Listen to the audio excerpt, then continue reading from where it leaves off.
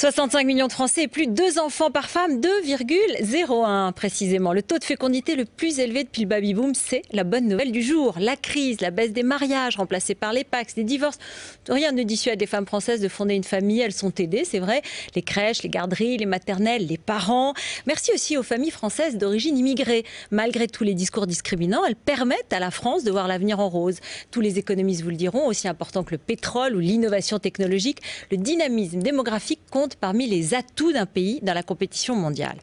Une seule ombre peut-être au tableau. Pour la première fois, ces femmes dépassent l'âge de 30 ans pour faire leur premier enfant. À cause de la crise, disent les spécialistes, elles ne savent pas de quoi est fait l'avenir. Elles retardent donc l'âge de la naissance. Et si au contraire, c'était parce que ces jeunes femmes voulaient assurer leur carrière, s'installer dans la société, dans le travail. Autrement dit, la Française est peut-être toujours cette superwoman qui montre au reste de l'Europe que travailler ne signifie pas renoncer à sa carrière de maman. Ça me plairait bien. Dernière remarque, souvenez-vous, on l'a dit et on l'a déploré, les sondages indiquaient que nous étions le pays le plus pessimiste. Lorsqu'on voit ces chiffres de la natalité, bien on se dit qu'est-ce que ce serait si on était optimiste ?